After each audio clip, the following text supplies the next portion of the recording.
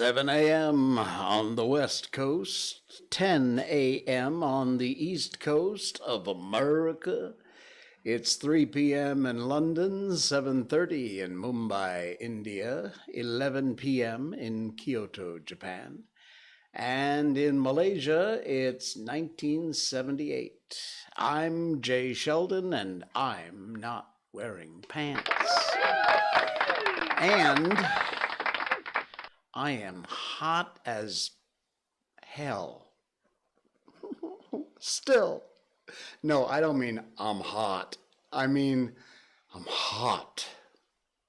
You see, in BM, in Malay, it's easy to distinguish whether or not, you're hot or hot. Because if it's spicy hot, it's pedas. And if it's hot as in temperature, it's panas. It sounds similar, but very different words. English, you don't have that. You say you're hot, it could mean one of 50 different things. English is so screwed up. Anyway, yes, it's just there has been no rain. I noticed tonight on our walk with Miko that the grass, everybody's lawn is like dead and crunchy. We haven't had rain in well over a week, probably two almost, and the days have been unbelievably hot. 31, 32, probably 33 degrees.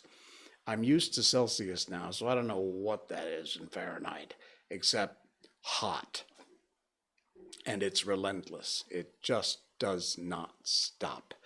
Welcome to our viewers of our live broadcast, which is happening right now across Facebook Live, YouTube Live, Twitch.tv, and Rumble.com, our brand new outlet there on Rumble.com. Hello to all of our Rumble viewers. Thank you for joining us. Be sure and hit that Rumble plus sign.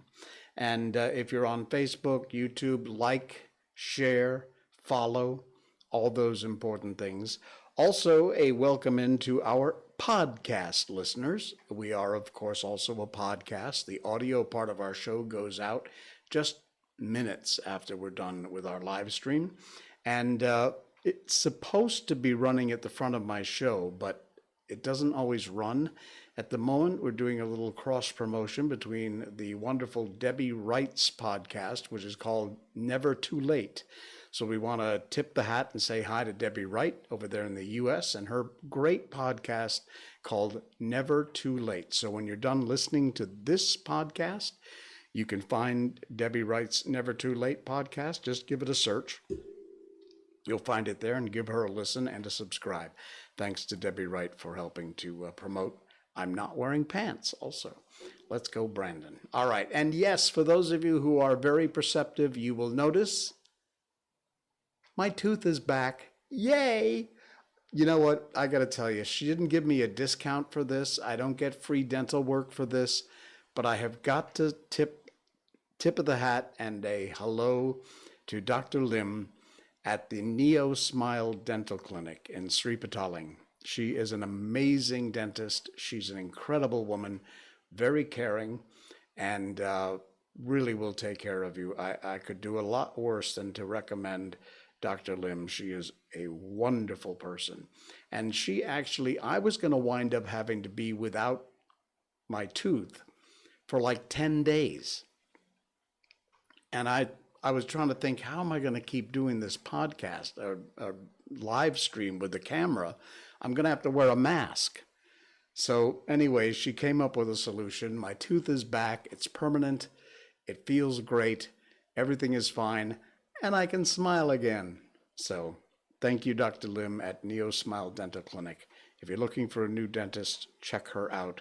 She's phenomenal. And once again, no, I did not get a discount or free dental work for this. I'm doing it because she's just that good. And we like to say thank you to people who do good things. All right, she got me back on the track. Okay, let's go, Brandon. What else are we doing? Okay, let's see. Oh, I know. Before we get to the Miko update, I want to share with you a J update, and that is this cool thing. Check this out. This is my old Lotus plant. I have had this thing for 5, 6, 7 years, I think. And this is the old one in a big old ugly, it's got algae and crap all over it. But you can see the old Lotus pods here where the blooms came. I had 3 this time around. It blooms about once every, I don't know, once every couple of months maybe. And I was told, do not cut off the old leaves or the old flower pods once they go to seed. Well, this time around, the next picture here, you'll see a close-up. Wow, that's bright. That's the seed pod after it's put out its seeds. This is the very pod that I collected the seeds from, and I have tried to do this 3 or 4 times. I never have any luck. Whether they just don't germinate. One time I dropped the glass and it broke and all the seeds cracked and the little shoots that were coming out broke off. So I had almost given up and I thought, you know what? All right, I'm going to try it one more time. So I grabbed the seeds. I did all the stuff you're supposed to do to germinate the seeds. And take a look at this next picture. That's what's growing from the seeds I germinated that came out of that pod. So this is the mom, and these are the babies. It's actually growing. I cannot believe it. If you're listening to the podcast, go over to rumble.com, check out the live show, the recorded live show. But she's actually taken off, not only put up these leaves, but put up some of the standing leaves. So I've been fertilizing it a little bit, according to the way you're supposed to, I guess. And I'll let you know if we have any luck. We may wind up with flowers too. It's a pink lotus, by the way, so very cool. I'm so pleased. I'm so proud of myself. Can you tell? Oh, man. And finally, one personal note. My producer, Belle, we produce a couple of different shows on Facebook and YouTube. One is called Urban Jungle Food. One is called Random Acts. And check them out. Give us a like and a follow over there. But she sent me this video. I cannot play the music because I will get a copyright strike. But I wanted to share this with you. She sent me this and said, I found your doppelganger. Take a look. I've heard of the song because it was a big 90s dance hit, but I've never heard of it done by this group Bastille. It's the story of a cop.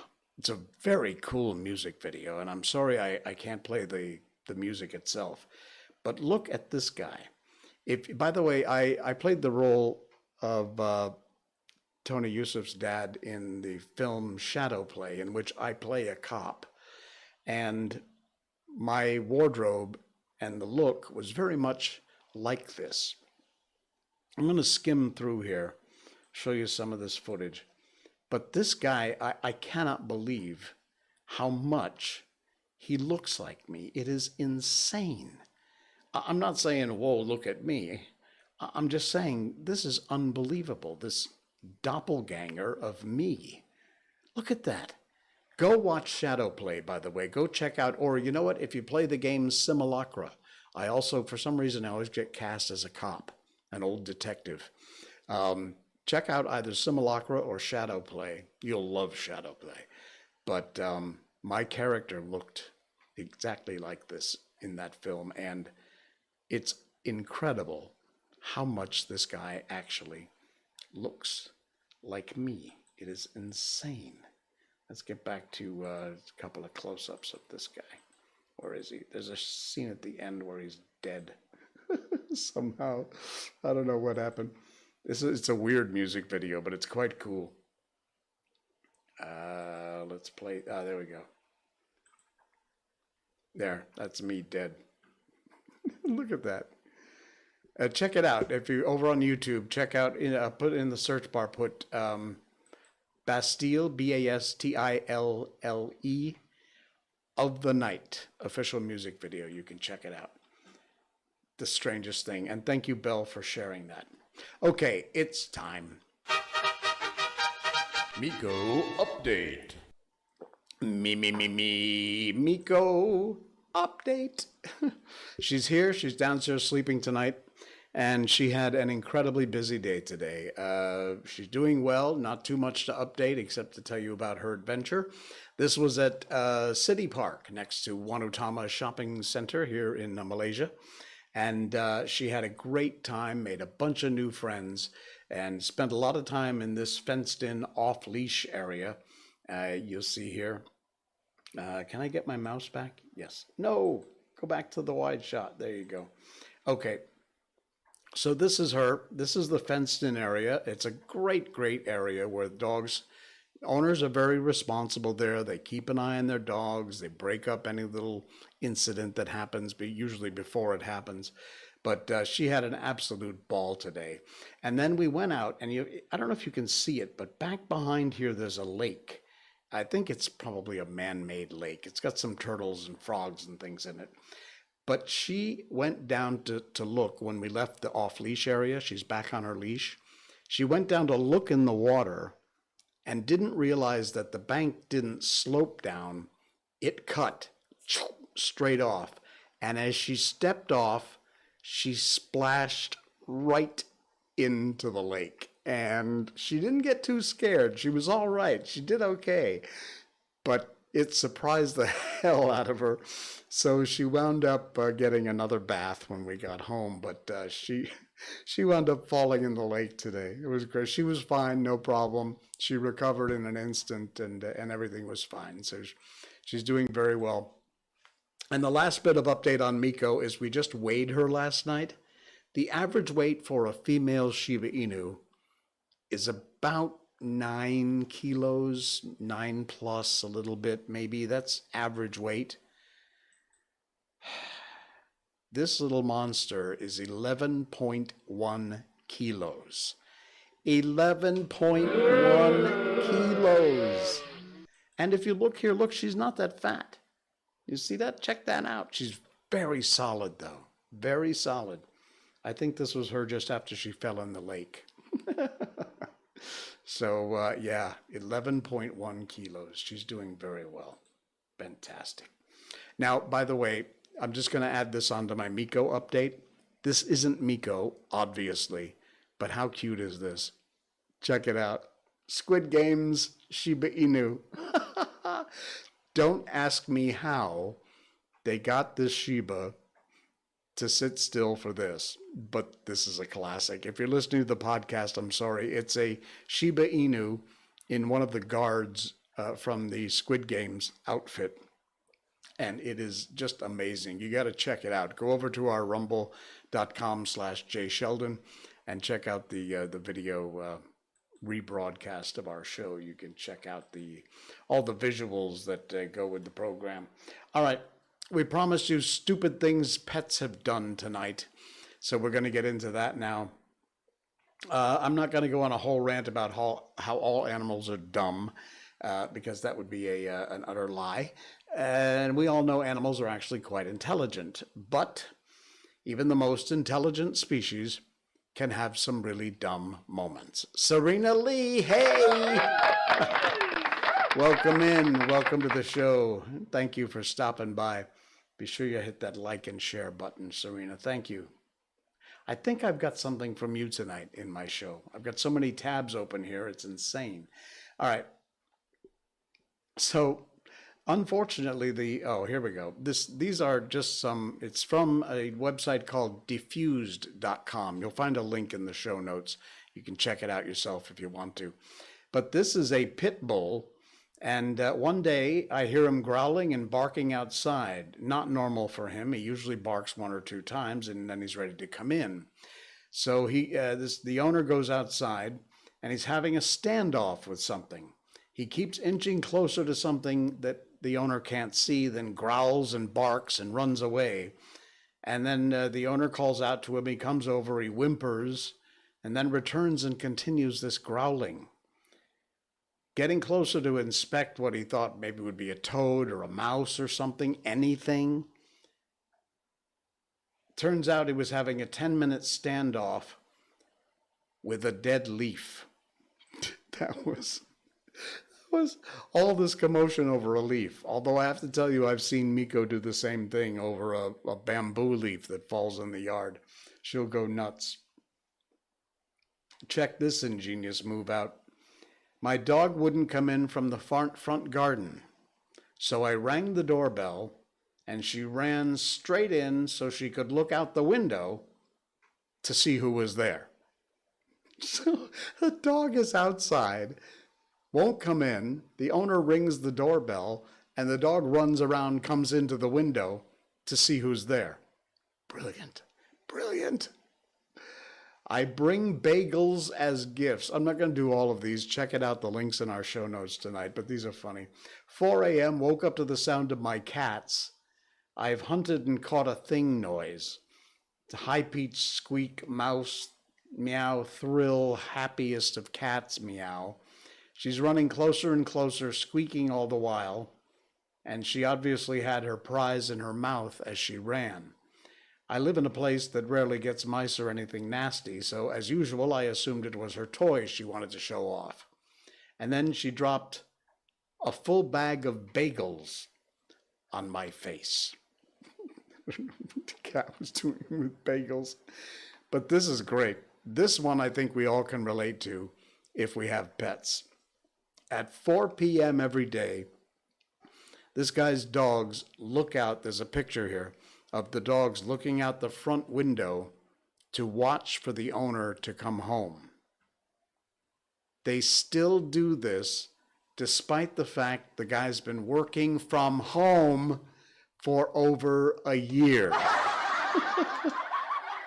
He works from home, he's home all day, and yet every day, like clockwork, 4 o'clock, the dogs go to the window to watch for him to come home.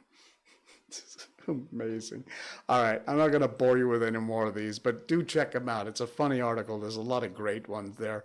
It's at diffused.com. You'll find the link in our show notes tonight. Unbelievable. What else? Oh, silly animals. Okay, this is great. You're going to love this. I am not a fan of having monkeys for pets. I just don't think monkeys were meant to be pets. I know a lot of people do, and I'll tell you, growing up, I wanted a monkey so bad when I was a kid. I would still love to have a monkey, but I realize it is not something that we should do. We should not be keeping monkeys as pets. But take a look at this obviously pet monkey helping out in the kitchen. And take a look. He's snapping. You got to check. Again, I'm sorry, podcast listeners, it's a visual. But this monkey is prepping what looks like string beans. He's breaking them in half. And every now and then he'll look around, checking out his work. I don't know. He doesn't eat any of them. He's just breaking them up. He's snapping them in half and throwing them back in the pot. His expressions are absolutely priceless. Look, it's like wincing every time he snaps one. This is great. Unbelievable. What a helper. It would be awesome to have a helper like that around the kitchen, wouldn't it? That is a classic. That is so cool. Had to share that in our weird animals segments tonight. All right. And from the weird to the awe moment, a 7-year-old kid, little guy, has been named Kid of the Year after rescuing more than 1,300 dogs. Wow. A quote from this 7-year-old who said, "Dogs don't need to be in a shelter. They need to do things." Compassionate little boy will warm your heart and soul, and there he is getting an award from the ASPCA. 7-year-old Roman McCann is on a mission to save dogs. The caring boy focuses on the oldest, most unwanted animals that are on the euthanasia list in shelters, and he does everything he can to help them find a home. So far, he has saved over 1,300 unwanted dogs and cats. Roman began rescuing animals when he was 4 years old, obviously with the help of his mom. Sully is his mom's name. Sully videos the adorable Roman playing with shelter dogs and cats. He goes around, he talks to each one of the cats and dogs. And then she posts the video on their Facebook page. And according to appreciative shelter staff, Roman is a real-life dog whisperer. And there's a picture of 7-year-old Roman. A tip of the hat to you, Roman. Fantastic. If you want to check this out, I think the link also will be in our show notes tonight. It's dogdispatch.com. What a kid. What an amazing kid. Wow. Unbelievable.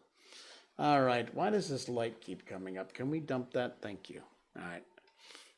I have this ghostly appearance when I have that extra light on. It's not Halloween yet. By the way, we're working on a Halloween special because if I'm not mistaken, our show, our Saturday night show 2 weeks from now will be the day before Halloween. So I will have a special show filled with scary stories, an hour's worth or so of scary stories for Halloween. We're working on putting that together for you now. Okay, the good, the bad, and the ugly. What else have we got here? Oh, we got some great stories of people doing the right thing and doing nice things. This is from Ranker.com. Link in the show notes. Check it out over on Ranker.com.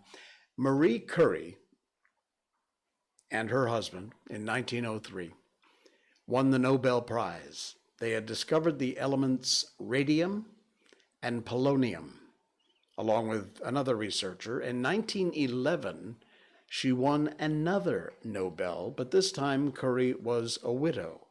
Later, after an affair with a married fellow scientist, she fell out of favor with the public. And then World War I broke out. Well, Curie tried to help the French government by getting her gold medals melted. The bank would not do the deed. They would not melt down the Nobel Prizes, which are actually gold. She donated all her prize money and bought war bonds. But even this was not enough for her, and desperate, despite all odds, Curie invented the use of X-rays. As we now know them today, no one at the time would believe that she, a mere woman, could actually do something for science. So Curie made mobile X-ray units. In fact, that is her driving one right there in this picture, one of her mobile X-ray units. And she drove to the battlefield to prove how it could help injured soldiers. It was this research that finally felled her in 1934, as she had a habit of carrying lethal doses of radioactive material in her pockets. At that time, no one knew just how dangerous those radioactive pellets were. They eventually led to her death, but she did indeed. And amazing, she actually offered to melt down her medals to help France during World War II. Do you know that orcas' grandmothers dote on their grandkids? This is another one of those potpourri all full of all kinds of crap shows, but they're cool stuff. Studies have shown that orca whale females undergo menopause, and these non-productive toothed whales then experience the grandmother effect, like humans. Orca females stop breeding between the ages of 30 and 40, but they live much longer than that. And once they can no longer breed, they help raise the calves of their children. In fact, they are the only non-human species where non-reproducing females will help rear the grandchildren. Studies have also shown that once grandmas use their experience to help their families, like guiding everyone to their favorite meal, Chinook salmon, this leads to a healthier family on the whole. So even in the cases of orcas, grandmas know best. And we'll wrap it here. There's more stories. You can check it out over at Ranker.com. But I love this one. As you remember, the incredible, unforgettable Fukushima disaster, uh, the earthquake and the tsunami which hit the Fukushima prefecture in Japan and led to the worst nuclear disaster in the world after Chernobyl. Nuclear power plant of Fukushima Daiichi leaked radioactive material, leading authorities to evacuate most of the prefecture. Less than 6 miles from the plant, Naoto Mutsumura also fled with his parents, only to return later. A fifth-generation rice farmer, Matsumura could not abandon the animals on his farm. He admitted that initially he was quite fearful to come back, but when he saw the animals remaining healthy, he knew he'd made the right decision. And Matsumura still lives to this day in the partially abandoned city of Tomioka. Today he cares not only for his own animals, but also the farm animals and pets of residents who never moved back. Also has rescued many from their half-feral state, and researchers said he may get sick after 30 to 40 years because of the radiation exposure. He's in his mid-50s now, and he said he couldn't care less. Wow, that is a brilliant story, and what an amazing man, with his heart in exactly the right place. That's incredible. Fantastic. All right, what else we got here? Oh, speaking of medicine, your heart being in the right place. I know it's a weird segue, but bear with me. Excuse me. My dear friend Alvin Tan, who shares some of the coolest stuff on his Facebook page. I love your stuff, Alvin. Thank you. He shared this. I looked it up, and it's actually true. Not that I doubt what you post, Alvin, but check this out. Our ancestors believed that music had the power to harmonize one's soul in ways that traditional medicine could not. In fact, in ancient China, one of the earliest uses of music was for healing. And take a look at this. These are the Chinese characters for music and medicine. The Chinese character for medicine actually comes from the character for music. How cool is that? You know, I really have to believe that, because I've been very musical my whole life. I'm not bragging. I was born with the ability to pick up almost any instrument and play it. Not a virtuoso, but I can pluck out a tune on anything you hand me, even usually if I haven't seen it before. I taught myself the bagpipes. I play the bagpipes. I've played a bunch of Japanese instruments, not well, but I did here on the stream many shows ago. And you can still find it here on rumble.com or YouTube or Facebook. But no matter what, whenever I hear music, it will instantly put me in a mood, one way or the other. It'll make me feel better. It'll make me feel depressed. If I need a good cry, there's a few particular songs I can listen to that guarantee work every time.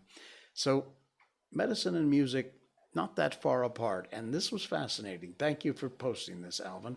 The two Chinese characters, one for music and one for medicine, which comes from that very character. That is so cool. See? We are so full of interesting crap tonight, I'm telling you. Speaking of which, how about this ad? This is an ad from 1964. Now listen. Do not use your phones while you're driving, okay? I cannot emphasize enough. You get told it all the time. You know it distracts you. You know it's a stupid, dumbass thing to do. And I know that a lot of you still do it, okay? Don't do it. You want to get yourself killed? Go jump off a bridge somewhere. You'll get somebody else killed, and that's not a good thing. You want to kill yourself? Just knock yourself out. You kill somebody else, that's where the line gets drawn. Do not play with your phone, and I cannot go anywhere that you don't see somebody yakking on the phone, typing, trying to drive. This is from 1964. Take a look at that. Ooh, and here's the big news from General Electric. Now, from your car, you can place or receive calls from any place in the world with General Electric's simultaneous duplex mobile phone. But check this out. Look at this. Hang on, let me get my mouse back.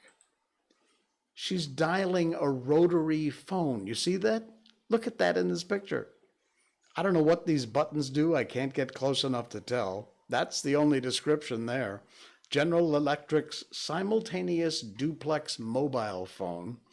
She's got a receiver in her hand that looks exactly like the old telephones we used to have when I was a kid, and a rotary dial. Let's hope she's pulled off to the side of the road before she starts dialing phone numbers. It's insane. This is 1964. Serena says, my husband does that all the time, and now I don't ride with him. Good on you, Serena. Either take the phone away until he becomes a big boy, or don't ride with him. Smart move. I'm telling you. This is insane. Look at that. I love that picture. Fantastic. All right. A couple more, and then we're going to get on to the beginning of a new chapter, a new section of our book, the last section, which is called Life Under the Martians from the War of the Worlds with H.G. Wells. We'll do that in a minute. But I just wanted to share a couple of decent people that deserved a tip of the hat and a hello. You probably have never heard of this guy, but now you have. His name is Paul Williams. No, not that Paul Williams, if you're old enough. Paul Williams was a black architect. Listen to this story. This is amazing. He learned to draw upside down. So when he sat across from his clients, because this was 1920, and many would not sit next to him. So you're sitting in a meeting with a client, and the client, because you're black, and it's 1920s, doesn't want to sit right next to you. You have to have the table between you and them. So he took to himself to learn how to draw upside down. He wanted to prove to himself mostly that he deserved a place in the world. And he went on to win numerous awards, designed houses for Frank Sinatra and Lucille Ball, built in neighborhoods, in many cases, he was not even allowed to live in back in the 1920s. What an amazing man. From a site called Real African Books on Facebook. Check it out. Give him a follow over there. History Hustle. Paul Williams, 1920s architect, learned to draw upside down because the clients, because he was black, wouldn't sit next to him. Absolutely amazing story. Fantastic. And finally, always got to leave you with some words of wisdom. And tonight, it comes from the amazing Freddie Mercury. Someone will always be prettier. Someone will always be smarter. Someone will always be younger. But they will never be you. You do you. Words of advice. Wise words from the amazing Freddie Mercury. Wow. All right, we got bright again. Hold on. Not that one. Oh, yo. Wait. Dump that. Okay, 1, 2, 3. There we go. It's behind the scenes stuff. Just bear with me while I talk to myself, okay? You should be used to it by now if you're a regular viewer and listener of the stream. You've got to be used to it by now. Oh, man. All right, here we go. It's time for our book. So for those of you who are not interested in our book, have a good weekend. Have a good night. Some of you hang out listen in. Maybe I'm just background noise, which is fine. But we read classic books on this stream for the last part of the show. We've done all kinds of amazing books: The Wonderful Wizard of Oz, Peter Pan, The Little Prince, Alice in Wonderland. We've been doing The War of the Worlds. Honestly, I almost stopped the book halfway through because, frankly, I find it a little boring. It's not written in such a style that lends itself really well to being read. It's getting better. We only have 8 or 10 more chapters to go. They're shorter chapters. So we're going to start the second half of the book. It's broken into 2 books. And the first half was all pretty much a whole lot of exposition and telling you what was going on with the Martians, how they landed, how they started killing everyone in London, and then expanding out from there. And the second part of the book goes into life under the Martians. Anyway, before we do that, a tip of the hat to Gutenberg.org. Gutenberg Project is where we get all these public domain books from. Check them out. Very cool website. And of course, if you want to help the show, you can head over to patreon.com/jsheldon. You'll see a link going by here, or go to linktree/jsheldon and check out our links over there. But go to Patreon, help out by making a small donation over there. There it is. It's scrolling over the bottom now. You can check it out right there. And thank you for those of you who do that. Really appreciate it a lot for your help. Okay, let's head on up and over to Book 2 of The War of the Worlds. It's called Earth Under the Martians. Chapter 1, Underfoot. In the first book, I've wandered so much from my own adventures to tell of the experiences of my brother that all through the last 2 chapters, I and the curate have been lurking in the empty house at Halliford, whither we fled to escape the black smoke. There, I will resume. We stopped there all Sunday night and all the next day, and the day of the panic, in a little island of daylight cut off by the black smoke from the rest of the world. We could do nothing but wait in aching inactivity during those 2 weary days. My mind was occupied by anxiety for my wife. I figured her at Leatherhead, terrified, in danger, mourning me already as a dead man. I paced the rooms and cried aloud when I thought of how I was cut off from her, of all that might happen to her in my absence. My cousin, I knew, was brave enough for any emergency, but he was not the sort of man to realize danger quickly, to rise promptly. What was needed now was not bravery, but circumspection. My only consolation was to believe that the Martians were moving Londonward and away from her. Such vague anxieties keep the mind sensitive and painful. I grew very weary and irritable with the curate's perpetual ejaculations. I tired of the sight of his selfish despair. After some ineffectual remonstrance, I kept away from him, staying in a room, evidently a children's schoolroom, containing globes, forms, copybooks. When he followed me thither, I went to a box room at the top of my house, and in order to be alone with my aching miseries, I locked myself in. We were hopelessly hemmed in by the black smoke all that day and the morning of the next. There were signs of people in the next house on Sunday evening, a face at the window and moving lights, and later the slamming of a door. But I don't know who these people were, nor what became of them. We saw nothing of them the next day. The black smoke drifted slowly riverward all through Monday morning, creeping nearer and nearer to us, driving at last along the roadway outside the house that hid us. A Martian came across the fields about midday, laying the stuff with a jet of superheated steam that hissed against the walls, smashed all the windows it touched, and scalded the curate's hand as he fled out of the front room. When at last we crept across the sodden rooms and looked out again, The country northward was as though a black snowstorm had passed over it. Looking toward the river, we were astonished to see an unaccountable redness mingling with the black of the scorched meadows. For a time, we didn't see how this change affected our position, save that we were relieved of our fear of the black smoke. But later, I perceived that we were no longer hemmed in, that now we might get away. So soon I realized that the way of escape was open. My dream of action returned, but the curate was lethargic and unreasonable. "We're safe here," he repeated. "Safe here." I resolved to leave him. Would that I had. Wiser now for the artilleryman's teaching, I sought out food and drink.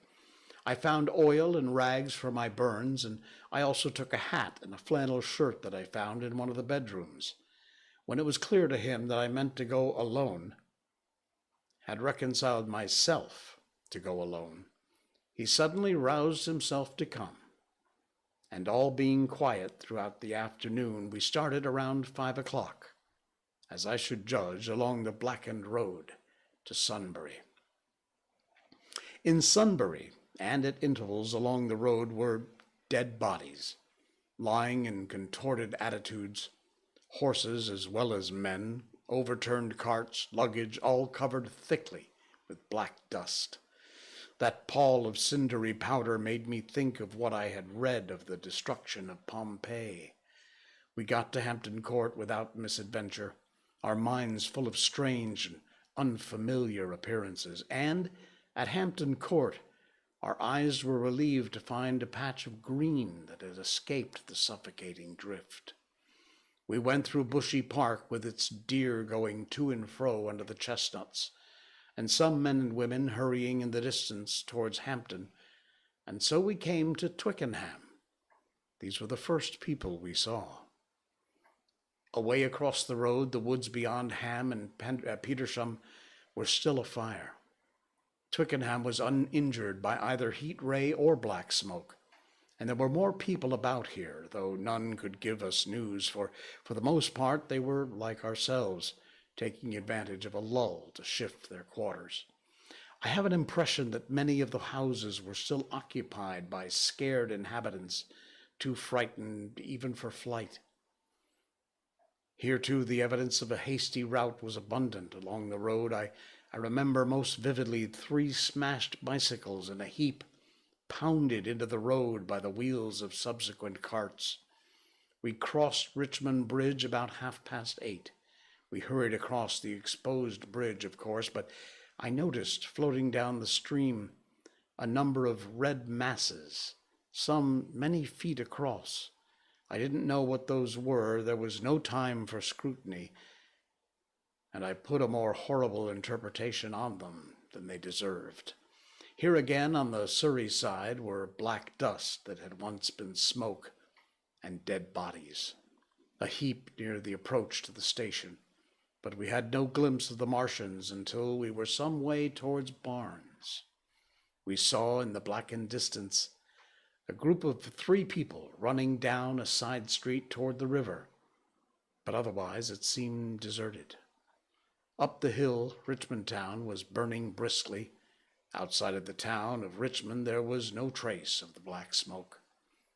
Then, suddenly, as we approached Kew, came a number of people running, and the upper works of a Martian fighting machine loomed in sight over the housetops, not 100 yards away from us. We stood aghast at our danger, and had the Martian looked down, we must immediately have perished. We were so terrified, we dared not go on, but turned aside and hid in a shed in the garden. There the curate crouched, weeping silently and refusing to stir again. But my fixed idea of reaching Leatherhead would not let me rest, and in the twilight I ventured out again. I went through a shrubbery and along a passage beside a big house standing on its own grounds, and so emerged upon the road towards Kew. The curate I left in the shed, but he came hurrying after me. That second start was the most foolhardy thing I ever did, for it was manifest the Martians were about us. No sooner had the curate overtaken me than we saw either the fighting machine we had seen before or another far away across the meadow in the direction of Q Lodge. 4 or 5 little black figures hurried before it across the gray-green field, and in a moment it was evident this Martian pursued them. In 3 strides he was among them, and they ran radiating from his feet in all directions. Apparently he tossed them onto the great metallic carrier which projected behind him, much as a workman's basket hangs over his shoulders. It was the first time I realized that Martians might have any other purpose than destruction from defeated humanity. We stood for a moment petrified, and then turned and fled through a gate behind us into a walled garden, fell into rather than found a fortunate ditch, and lay there, scarce daring to whisper to each other until the stars were out. I suppose it was nearly 11 o'clock before we gathered any courage to start again, no longer venturing onto the road, but sneaking along hedgerows and plantations and watching keenly through the darkness. He on the right, I on the left, for the Martians who seemed to be all about us. In one place we blundered upon a scorched and blackened area now cooling and ashen, and a number of scattered dead bodies of men horribly burned about the heads and trunks, but with their legs and boots mostly intact, and of dead horses, 50 feet perhaps behind a line of 4 ripped guns and smashed gun carriages. Sheen, it seemed, had escaped destruction, but the place was silent and deserted. Here we happened on no dead. Through the night was too dark for us to see into the side of the road of the place. In Sheen, my companion suddenly complained of faintness and thirst, and we decided to try one of the houses. The first we entered, after a little difficulty with the window, was a semi-detached villa. I found nothing eatable left in the place but some moldy cheese. There was, however, water to drink, and I took a hatchet, which promised to be useful in our next house-breaking. Then we crossed to a place where the road turns towards Mort Lake. Here there stood a white house with a walled garden, and in the pantry of this domicile we found a store of food, 2 loaves of bread in a pan, an uncooked steak, and half a ham. I gave this catalogue so precisely because, as it happened, we were destined to subsist upon the store for the next fortnight. Bottled beer stood under a shelf, and there were 2 bags of haricot beans and some limp lettuces. This pantry opened into a kind of wash-up kitchen, and in this was firewood. There was also a cupboard in which we found nearly a dozen of burgundy-tinted soups and salmon, and 2 tins of biscuits. We sat in the adjacent kitchen in the dark, for we dared not strike a light, and we ate bread and ham and drank beer out of the same bottle. The curate, who was still timorous and restless, was now, oddly enough, for pushing on, and I was urging him to keep up his strength by eating, when the thing happened that was to imprison us. And we'll tell you about what that thing was on our next live stream. Cool beans. Good place to stop. All right, we started the second book, and we are getting close to the end of H.G. Wells' The War of the Worlds. Don't forget, help support the show over at patreon.com/jsheldon. To our podcast listeners, thank you so much for all the downloads and likes and subscriptions. Wherever you are, Facebook, rumble.com/jsheldon, YouTube, twitch.tv. Like and share, subscribe, follow. Thank you. I'll see you Monday. Have a great weekend. I'm Jay Sheldon. I'm not wearing pants. Good night. go.